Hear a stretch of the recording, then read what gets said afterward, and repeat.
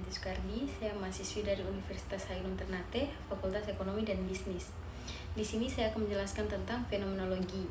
Apa sih yang dimaksud dengan fenomenologi? Fenomenologi merupakan sebuah pendekatan kualitatif yang bertujuan untuk memahami dan mendeskripsikan pengalaman hidup individu atau sekelompok orang terhadap suatu fenomena tertentu. Fenomena di sini dapat berupa peristiwa, situasi, atau konsep yang memiliki makna bagi subjek penelitian. Ada pula tujuan dari fenomenologi. Fenomenologi memiliki beberapa tujuan utama, yaitu yang pertama, mengungkap esensi pengalaman. Tujuan utama fenomenologi adalah untuk mengungkap esensi dari suatu fenomena dengan cara memahami bagaimana individu mengalaminya secara langsung. Fenomenologi berusaha untuk menemukan struktur universal yang mendasari pengalaman individu yang berbeda-beda. Yang kedua, memahami makna pengalaman. Fenomenologi berusaha untuk memahami bagaimana makna muncul dari pengalaman. Makna tidak dipahami sebagai sesuatu yang objektif dan universal, tetapi sebagai sesuatu yang dikonstruksikan oleh individu berdasarkan pengalamannya. Yang ketiga, menganalisis hubungan subjek dan objek. Fenomenologi berusaha untuk menganalisis hubungan antara subjek dan objek. Fenomenologi tidak melihat subjek dan objek sebagai dua entitas yang terpisah, melainkan sebagai dua aspek dari pengalaman yang sama. Yang keempat, memperoleh pengetahuan baru. Fenomenologi dapat digunakan untuk memperoleh pengetahuan baru tentang dunia. Pengetahuan ini tidak diperoleh melalui metode ilmiah tradisional, melainkan melalui refleksi dan analisis pengalaman subjektif. Yang kelima, meningkatkan pemahaman tentang diri sendiri dan orang lain. Fenomenologi dapat membantu kita untuk meningkatkan pemahaman tentang diri sendiri dan orang lain. Dengan memahami bagaimana orang lain mengalami dunia, kita dapat menjadi lebih empati dan toleran terhadap perbedaan. Selanjutnya ada pula langkah-langkah fenomenologi. Langkah-langkah umum dalam fenomenologi. Yang pertama, menentukan fenomena. Langkah pertama adalah menentukan fenomena apa yang ingin dikaji. Fenomena tersebut haruslah sesuatu yang memiliki makna bagi subjek penelitian dan dapat diakses melalui pengalaman mereka. Yang kedua, mengumpulkan data. Data penelitian fenomenologi biasanya dikumpulkan melalui wawancara mendalam dengan subjek penelitian. Wawancara ini harus dilakukan dengan cara yang terbuka dan tidak menghakimi, sehingga subjek merasa nyaman untuk berbagi pengalamannya. Yang ketiga, analisis data. Data wawancara dianalisis untuk mengidentifikasi tema-tema yang muncul. Tema-tema ini kemudian diinterpretasikan untuk memahami makna pengalaman subjek penelitian. Yang keempat, menulis laporan penelitian. Laporan penelitian fenomenologi haruslah membuat deskripsi yang kaya dan mendalam tentang pengalaman subjek dan penelitian. Laporan ini juga harus menunjukkan bagaimana peneliti telah menginterpretasikan makna dari pengalaman tersebut. Di sini saya juga akan menjelaskan beberapa ciri-ciri utama fenomenologi. Yang pertama, fokus pada pengalaman subjektif. Fenomenologi berfokus pada pengalaman subjektif individu terhadap suatu fenomena. Fenomena di sini dapat berupa peristiwa, situasi, atau konsep yang memiliki makna bagi subjek penelitian. Yang kedua, reduksi fenomenologis. Fenomenologi menggunakan metode reduksi fenomenologis untuk menunda asumsi dan prasangka tentang dunia. Hal ini bertujuan untuk melihat hal-hal itu sendiri, sebagaimana mereka muncul dalam kesadaran subjek. Dan yang ketiga, deskripsi yang kaya. Fenomenologi berusaha untuk memberikan deskripsi yang kaya dan mendalam tentang pengalaman subjektif. Deskripsi ini haruslah bebas dari interpretasi dan fokus pada apa yang dialami oleh subjek. Yang kelima, eidetic reduction. Fenomenologi menggunakan metode eidetic reduction untuk menemukan struktur universal yang mendasari pengalaman individu yang berbeda-beda. Yang keenam, pengetahuan baru.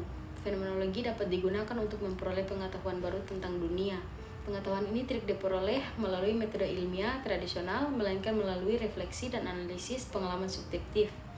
Yang ketujuh, pemahaman diri dan orang lain. Fenomenologi dapat membantu kita untuk meningkatkan pemahaman tentang diri sendiri dan orang lain.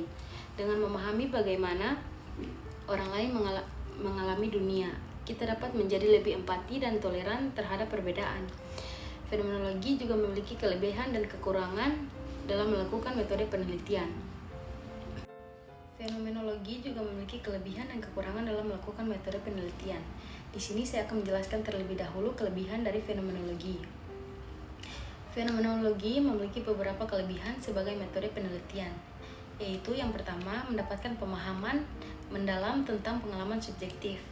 Fenomenologi memungkinkan peneliti untuk memahami secara mendalam bagaimana individu mengalami suatu fenomena. Hal ini dapat memberikan insight yang sangat berharga tentang bagaimana orang berpikir, merasakan, dan berperilaku. Yang kedua, mengungkap makna yang tersembunyi. Fenomenologi dapat membantu peneliti untuk mengungkap makna yang tersembunyi dalam suatu fenomena. Makna ini tidak selalu eksplisit dan dapat diabaikan oleh metode penelitian lain. Yang ketiga, memberikan suara kepada subjek penelitian. Fenomenologi memberikan suara kepada subjek penelitian dan memungkinkan mereka untuk menceritakan pengalaman mereka sendiri. Hal ini dapat membantu peneliti untuk memahami perspektif subjek dan meningkatkan validitas penelitian. Yang keempat, meningkatkan empati dan pemahaman. Fenomenologi dapat membantu peneliti untuk meningkatkan empati dan pemahaman mereka terhadap orang lain. Hal ini dapat bermanfaat dalam berbagai bidang seperti ilmu kesehatan, pendidikan, dan pekerjaan sosial. Yang kelima, cocok untuk fenomena yang sulit diukur. Fenomenologi dapat digunakan untuk mempelajari fenomenologi yang sulit diukur dengan metode penelitian lain. Contohnya, fenomenologi dapat digunakan untuk mempelajari pengalaman spiritual, trauma, atau penyakit kronis. Berikutnya saya akan menjelaskan kekurangan dari fenomenologi. Fenomenologi memiliki beberapa kekurangan sebagai metode penelitian, yaitu yang pertama, subjektivitas. Fenomenologi adalah metode penelitian yang sangat subjektif. Hal ini berarti bahwa hasil penelitian dapat dipengaruhi oleh bias dan interpretasi peneliti. Yang kedua, kesulitan generalisasi. Hasil penelitian fenomenologi sulit untuk digeneralisasikan ke populasi yang lebih luas. Hal ini karena penelitian fenomenologi fokus pada pengalaman individu dan tidak memperhitungkan konteks sosial dan budaya. Yang ketiga, membutuhkan waktu dan keahlian. Penelitian fenomenologi membutuhkan waktu dan keahlian yang cukup. Wawancara dengan subjek penelitian dapat memakan waktu lama dan membutuhkan keterampilan khusus untuk menggali pengalaman mereka secara mendalam. Yang keempat, kesulitan verifikasi. Hasil penelitian fenomenologi sulit untuk diverifikasi. Hal ini karena tidak ada cara objektif untuk mengukur validitas interpretasi peneliti. Yang kelima, berpotensi melelahkan bagi subjek. Proses wawancara dalam penelitian fenomenologi dapat melelahkan bagi subjek. Hal ini karena subjek diminta untuk menceritakan pengalaman yang mungkin traumatis atau emosional. Ada pula beberapa contoh terkait fenomenologi. Yang pertama, penelitian tentang pengalaman pasien kanker dalam menghadapi penyakitnya. Yang kedua, penelitian tentang pengalaman guru dalam mengajar di daerah terpencil. Yang ketiga, penelitian tentang pengalaman mahasiswa dalam belajar di luar negeri. Baik, sekian penjelasan dari saya. Kurang dan lebihnya mohon maaf. Semoga bermanfaat. Terima kasih.